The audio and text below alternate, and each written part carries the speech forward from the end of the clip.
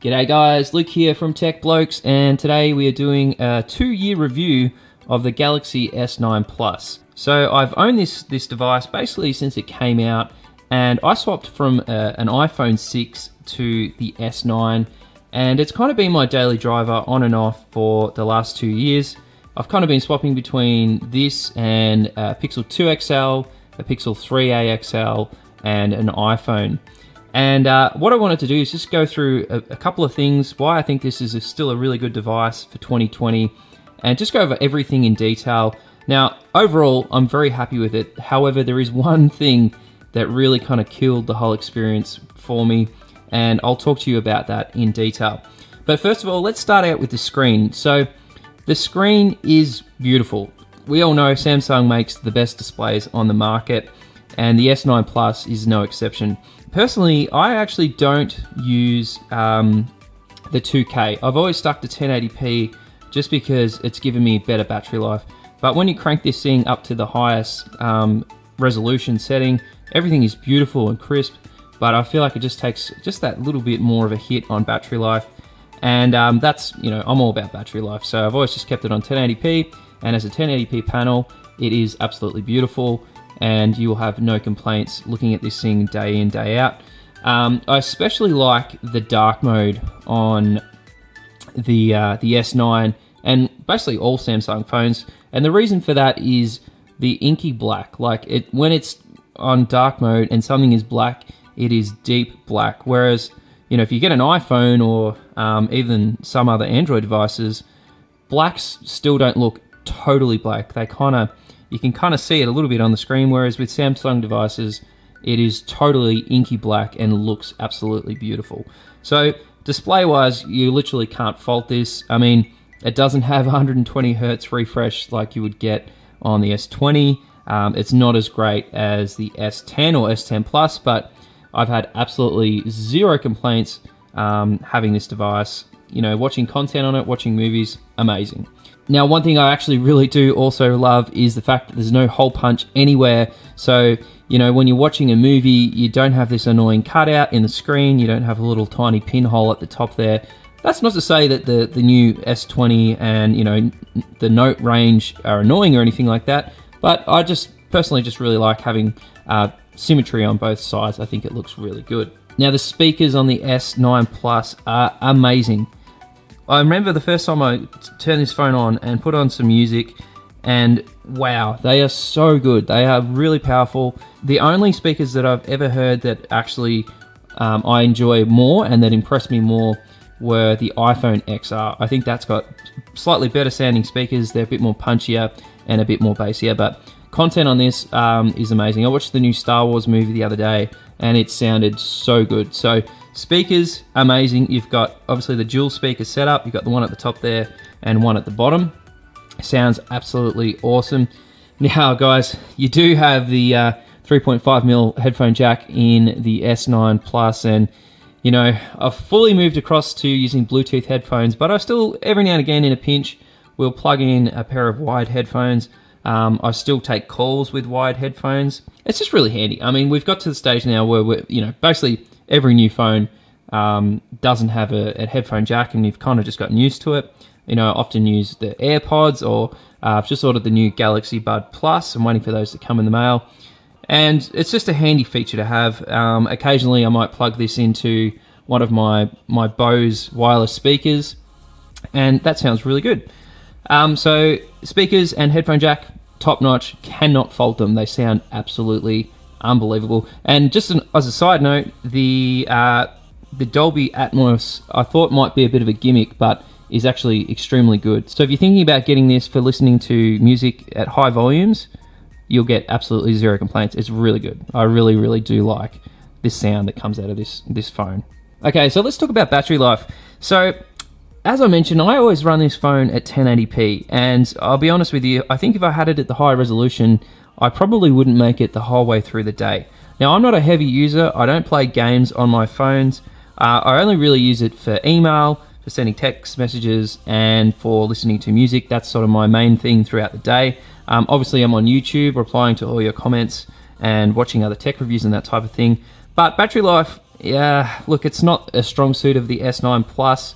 I would say you're probably just going to get through a day, and then, you know, towards the end of the night, say 10 o'clock, you're probably plugging it in.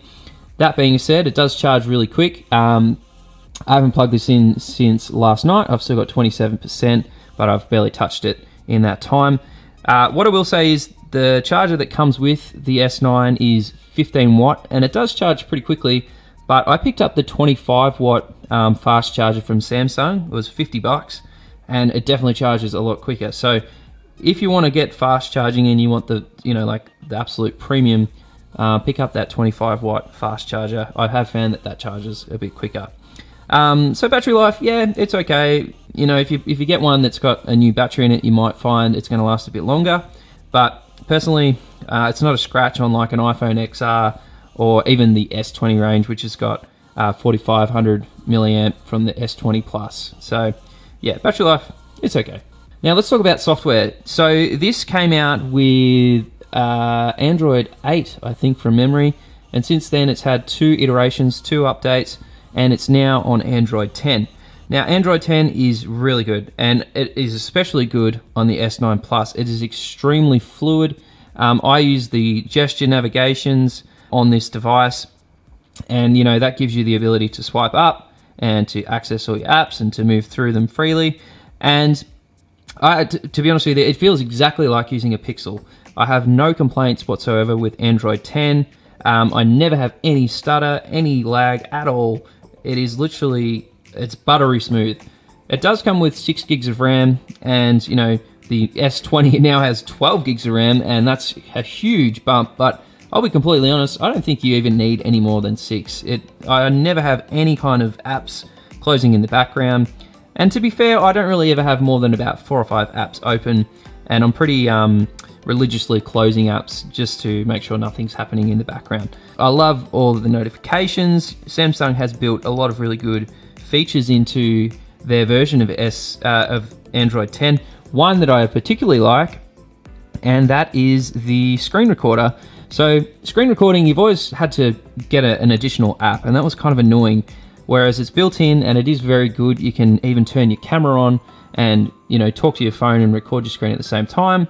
Records your audio, and I really like that. I think that's one of the best features that they've built in with Android 10. Now, they are doing regular updates. You're pretty much going to get an update per month, which is your security update. Since the original release of Android 10 on the S9, there hasn't really been any other major updates, and I would say it's not going to get Android 11. I can't remember if it gets 3 years or 2 years of updates, but I would assume that the S10 will be the one to get Android 11. But Android 10, amazing. It's really good. Super fluid, super quick, and the gestures are awesome. Now, just quickly, just before we go on to the next thing, with the gestures on Android 10, you do have the option to slide in from the left and right to go back a screen, and that particular feature is only available with the full gesture navigation.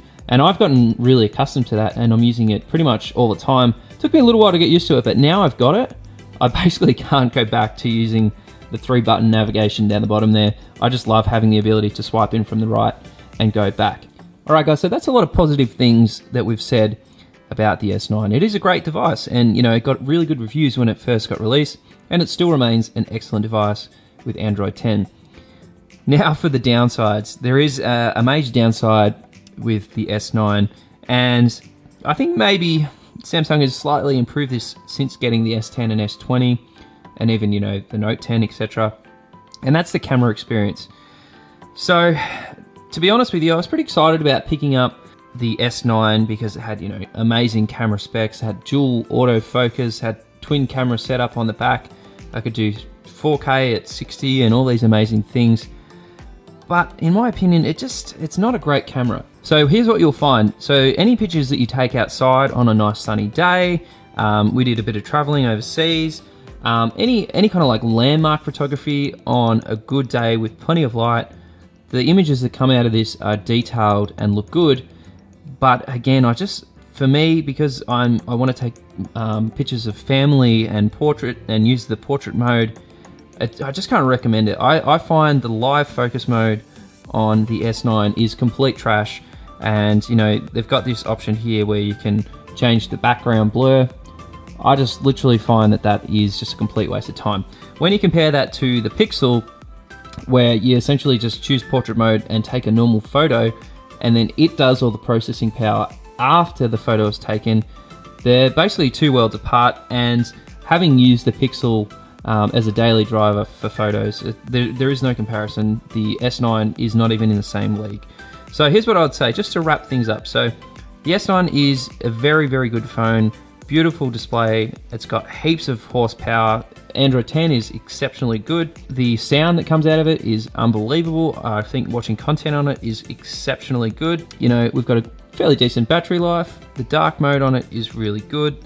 Reading books, you know, on Amazon Kindle in dark mode is amazing. I use it literally, if I'm going to read a book, I find my S9 because they look so good. The only downside, like I mentioned, is if you want to rely on this for taking great photos of children and using portrait mode and getting that nice bokeh, I don't think the S9 is a good choice. However, I did a bit of research before recording this video just to see how much the S9 is currently selling for and how much you can pick it up for. And you can pick one of these up on Amazon for around 300 bucks. And I think for 300 bucks, this is an exceptionally good deal. You got to remember too, this has SD card slots, so you can still expand the storage. I've got 256 gig on here, and then I bought an additional 256 SD card, so I had 512 gig worth of storage, and you can put so much content on there. Alright guys, one last thing I want to mention just before we close the video. The file browser that comes with the S9 and all Samsung phones is good. It's actually really good, and I wish you know, Google and all the other manufacturers would copy suit, because it's probably one of the best ones that I've used. So to wrap it up, the S9 still remains a really great phone. Beautiful display, pretty solid all around, but again, just that camera that's sort of lacking a little tiny bit. I'd love to hear your thoughts and your feedback, guys. Have you got the S9? Are you thinking about swapping to the S20? Drop your comments below, and I'll see you in the next video. Cheers.